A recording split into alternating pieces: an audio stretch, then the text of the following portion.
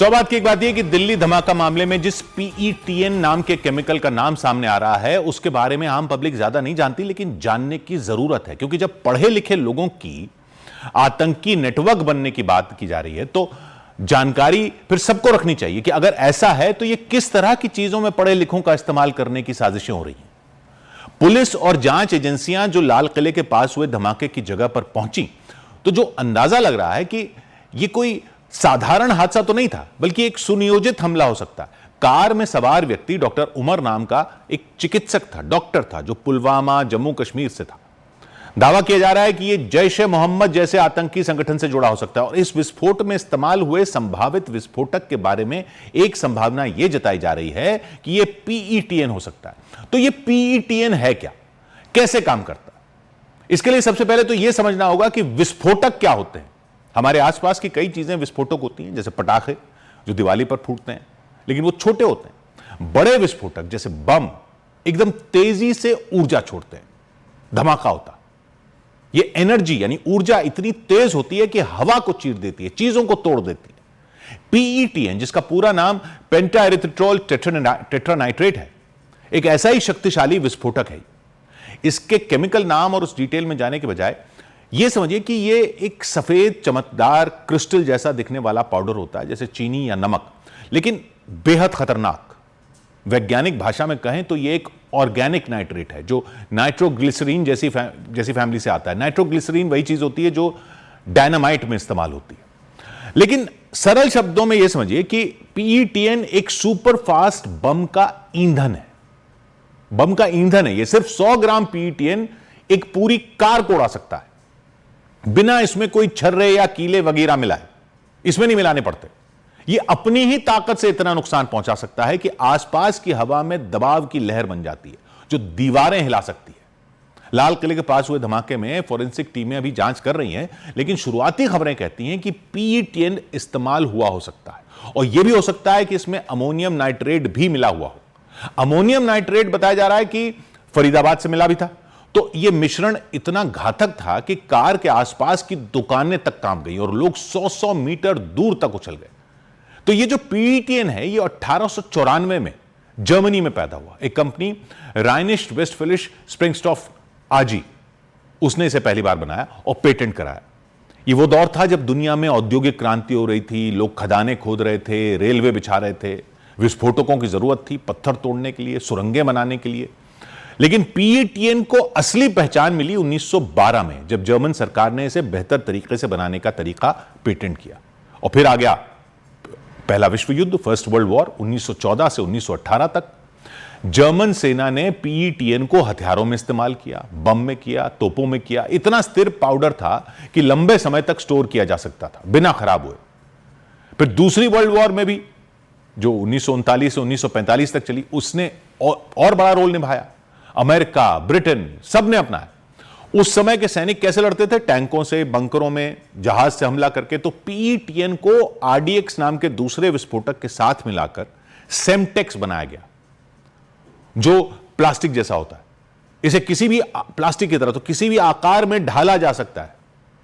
जैसे चॉकलेट होता है ना, चॉकलेट को किसी भी शेप में डाल दो।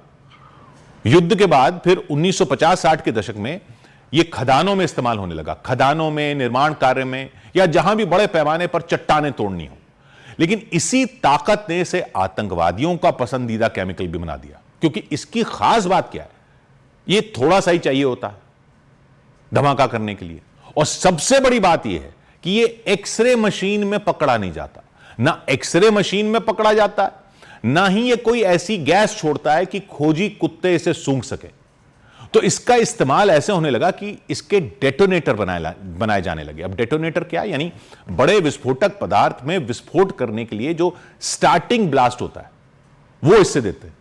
मतलब जैसे बहुत सारे अमोनियम नाइट्रेट को उड़ाना हो, अमोनियम नाइट्रेट अपने आप नहीं फटता, तो उसमें इसके कुछ ग्राम से ही धमाका किया जा सकता है और फिर वो धमाका विकराल रूप ले लेता है।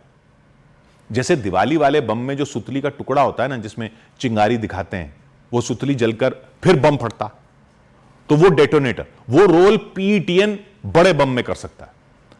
तो सेना के इस्तेमाल में ये इससे छोटी ब्लास्टिंग कैप्स बनाई जाती हैं जो बड़े बम को फोड़ने का सिग्नल देती हैं।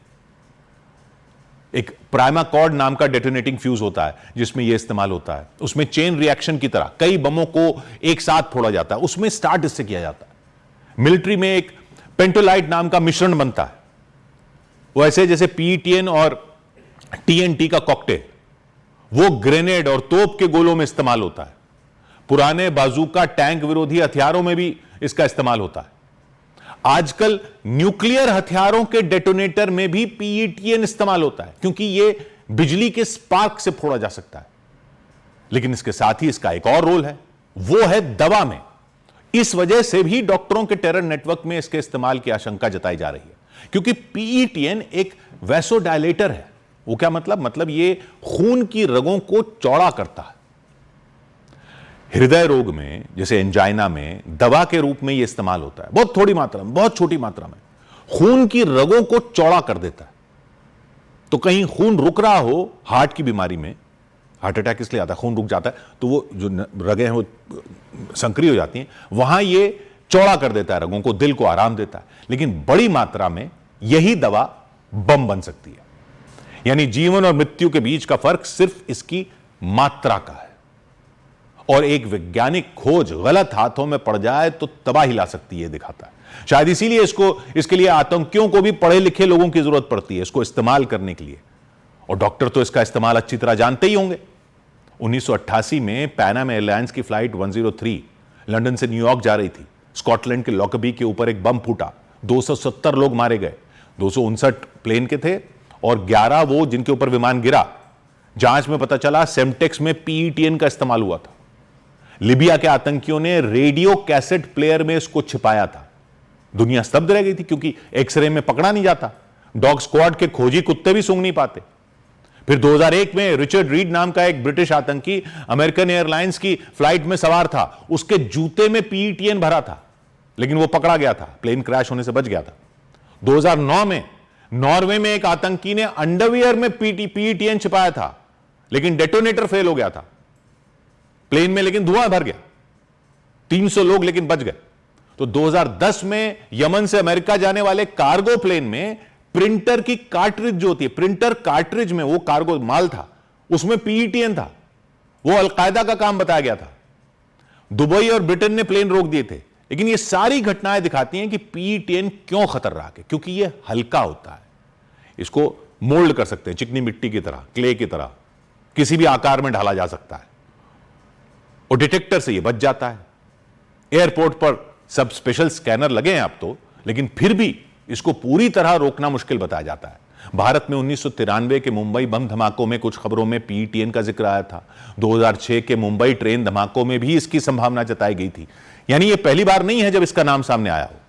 लेकिन यह तो दिख रहा है कि ये पढ़े लिखे डॉक्टरों, इंजीनियरों को रिक्रूट कर आतंकी संगठन अब ऐसी तकनीक का इस्तेमाल कर रहे हैं जो सुरक्षा एजेंसियों के लिए नई चुनौतियां खड़ी करेगा। इस जंग में दुश्मन भले ही 100 बार पकड़ा जाए, लेकिन सुरक्षा एजेंसियां एक बार भी चूक जाएं तो खतरनाक हो जाता है। 100 बात की एक बात।